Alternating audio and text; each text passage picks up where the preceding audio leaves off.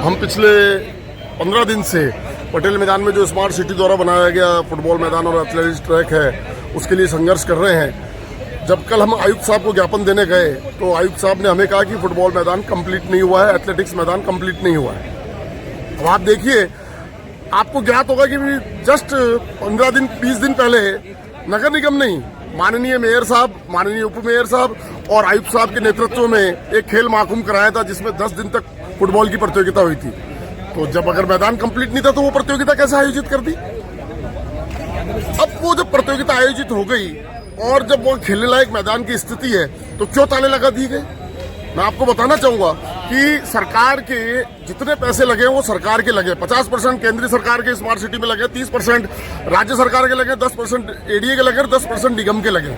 नगर निगम एक ऐसी संस्था है जो अजमेर के शहर के वासियों को, उनके बच्चों को सहूलियत प्रदान करती है। जैसा कि हमारे पूर्व मेयर धर्मेंद्र जी ने बताया था कि आज अपने सफाई होती है पूरे वार्डों में, तो क्या वो अपने से पैसा लेते हैं? नहीं लेते ना। ऐसी कई चीजें ऐसी है जो सुविधा नगर निगम बनी सुविधा देने के लिए। अब आप सुविधा खेलों के लिए बच्चों, कहाँ के बच्चे खेल रहे हैं? कोई बांग्लादेश के, पाकिस्तान के, कोई बाहर के तो आके नहीं खेल रहे। अजमेर शहर की जनता के लिए एकमात्र स्टेडियम बनाया था। और मैं आपको बताना चाहूंगा इसके इतिहास के बारे में। कोई भी लैंड यूज होता है तो उस लैंड यूज के अंदर इसको खेलों के लिए बनाया गया था। और पुराना जो इसका लैंड यूज है पोलो ग्राउंड के रूप में था। ये आपको मैं बताना चाहूंगा। आज भी आप आरटीआई के माध्यम से अगर निकालना चाहेंगे तो पटेल मैदान को बनाया गया तो घोड़े के वो जो पोलो होते थे वो उस गेम के लिए था, क्योंकि उस समय अजमेर के मेयो कॉलेज में और राजा रजवाड़ा खेलते थे। तो पहला ये बनाया गया था, वो भी निःशुल्क। उसके बाद ओगलवी फुटबॉल प्रतियोगिता जो कि जिमखाना में होती थी। आपको मैं बताना चाहूंगा जिमखाना कहाँ था? मेडिकल कॉलेज के पीछे था। जहाँ आज आप ये वो यूरोलॉजी वार्ड देख रहे हैं, उस जगह वो वहाँ जिमखाना था। वहां से निकलकर फुटबॉल की प्रतियोगिता हेतु ये नगर निगम ने फिर इसको शुरू करा पटेल मैदान को। सब कुछ निःशुल्क चल रहा है। दशहरा निःशुल्क था या नहीं था? 15 अगस्त 26 जनवरी तो चलो राष्ट्रीय पर्व है। उसके अलावा भी कोई जो मेले होते थे, होली दिवाली भी लगते थे, वीर कुमार जी के समय से लगे, उसके बाद अनीता जी के समय लगे, धर्मेंद्र जी गहलोत के समय लगे। कौन सा शुल्क लिया इन्होंने? क्योंकि नगर निगम है ही इसीलिए कि सांस्कृतिक प्रोग्राम गरबे हुए, कौन सा शुल्क लिया? तो ये चीज आज के जो अभी मेयर साहब हैं वो उनको भी समझना चाहिए। मातृशक्ति है हमारे साथ, उनको लगना चाहिए। जो बड़े बड़े गेम थे, जो पैसे वालों के गेम थे, वो तो चलो ठेके पे चले गए। मैं आपको बताना चाहूंगा, इतिहास के पीछे ले जाना चाहूंगा कि 1947 से 1970 तक जो फुटबॉल खेली जाती थी वो अजमेर के मुस्लिम समुदाय, जो गरीब मुस्लिम समुदाय था, धोबी समाज और हरिजन समाज द्वारा खेली जाती थी। मतलब ये क्योंकि मार्शल कौम थी और फुटबॉल उस समय नंगे पैर खेला जाता था। तो स्वर्ण जाति के, चाहे मैं ब्राह्मण हूँ चाहे राजपूत हूँ, खेलने की बहुत दम चाहिए होता था। और अंग्रेजों के समय में बहुत हार्ड फुटबॉल होती थी। तो उन लोगों ने वो फुटबॉल को खेला। आज भी अजमेर की फुटबॉल अगर जीवित है तो मध्यम वर्गीय परिवारों की वजह से जीवित है। आज मेयो कॉलेज और मयूर स्कूल वाला यहाँ थोड़ी आता है, वो अपने ग्राउंडों पर खेलता है। तो ये गरीब बच्चों के लिए है। और यहाँ पे जो भी बच्चे खेलने आते हैं, आप कभी भी आके वीडियो बनाएंगे तो आपको लगेगा कोई पुलिस वाले का बच्चा है, कोई चपरासी का बच्चा है। अब ये बता रहे हमें, जहां तक विश्वस्त सूत्रों से ज्ञात हुआ कि अगर 1000 रुपए पर बच्चे से लेंगे तो मैं समझता हूँ मैदान खाली हो जाएगा, कबूतर उड़ेंगे, कोई नहीं आएगा।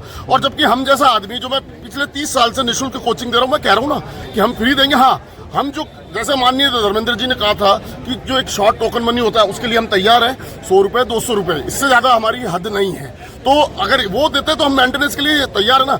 जबकि माननीय धर्मेंद्र जी ने मेरे को मेंटेनेंस के लिए 2010 में जब ग्राउंड बनाया था तो मेरे को दिए थे कि आप मेंटेन कीजिए, 10,000 रुपए हम नगर निगम से देंगे। मेरे बाद जो दूसरे ठेकेदार आए 35,000 रुपए दर तक पहुंच गई थी। तो आप समझिए, हम चाहते हैं मेयर साहब को और आयुक्त साहब को ये समझ में आए और गरीब प्रतिभाशाली बच्चों के लिए कुछ करे और निःशुल्क करे और ताले खुलवा दे। माने कि आपकी मांगे नहीं पूरी होती तो फिर आप क्या करें? बहुत जबरदस्त कई चीजें स्टेप बाय स्टेप होगी। आज हमारे धर्मेंद्र जी आए हैं, उसके बाद हम जनप्रतिनिधि जो विधानसभा चल रही है वहां से लौटेंगे, हम उनसे मिलेंगे। भागीरथ जी चौधरी जो हमारे एमपी है, सुरेश रावत जो कि हमारे मंत्री है, उन सबसे मिलके पहले बात हम बिल्कुल स्पोर्ट्समैन स्पिरिट से चलेंगे। उसके बाद धीरे धीरे स्टेप बाय स्टेप हम आपको बताते जाएंगे कि हम किस तरह कैसे आगे बढ़ेंगे। अजमेर में खिलाड़ियों की बात की जाए तो कितने खिलाड़ी प्रतिदिन यहाँ आके प्रैक्टिस करते हैं? यहाँ पे अभी जैसे आप बात कर रहे हैं एथलेटिक्स और फुटबॉल की, तो एथलेटिक्स में कम से कम 60 खिलाड़ी ऐसे हैं, जिसमें आज 20 जने तो स्टेट चैंपियनशिप हो रही है झुंझुनू में, आज शुरू हो जाएगी शाम को, तो वहाँ गए हैं। तो जो एथलेटिक्स में 60 और फुटबॉल में तो 22 ही अंदर खेलते हैं, बाकी 22-40 बाहर बैठते हैं। तो कुल मिला के 70-80 जनों का जमावड़ा अच्छे प्लेयरों का। आप समझ रहे हैं, भीड़ तो बहुत है लेकिन अच्छे खिलाड़ी, प्रतिभाशाली खिलाड़ी 60 डेली मैदान में मौजूद रहते हैं। आपका शुभ नाम? शिवदत्त पाराशर। मेरा ये कहना है, आज जो शिष्टमंडल मिला मैंने भी महापौर जी को एक पत्र लिखा है। इसमें मैंने नगर निगम के एक्ट धारा 45 का सबक्लोज व्यय की ओर ध्यान दिलाया है। इसके अंदर लिखा है कि नगर निगम के ये प्राथमिक कार्य हैं, इसके आवश्यक कार्य हैं जो कि करेंगी। तो उसमें यह के अंदर यह है कि वो खेल को बढ़ावा देने के लिए काम करेंगे, सांस्कृतिक गतिविधि को बढ़ावा देने के लिए करेंगे, शैक्षणिक गतिविधि को बढ़ावा देने के लिए करेंगे।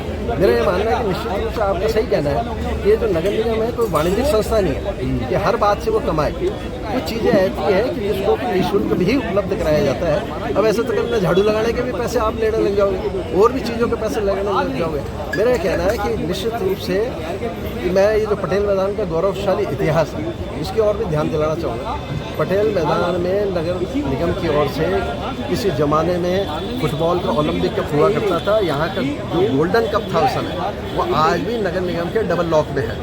इस स्मृति को ध्यान में रखते हुए हमने पृथ्वीराज चौहान जी की स्मृति में फुटबॉल प्रतियोगिता यहाँ पे प्रारंभ की थी। मैं महापौर जी का आभार व्यक्त करता हूँ कि उसने उसमें 4 चांद लगाए, उसको महाकुंभ की ओर ले गए और लाखों रुपए खर्च करके खिलाड़ियों को प्रोत्साहन दिया।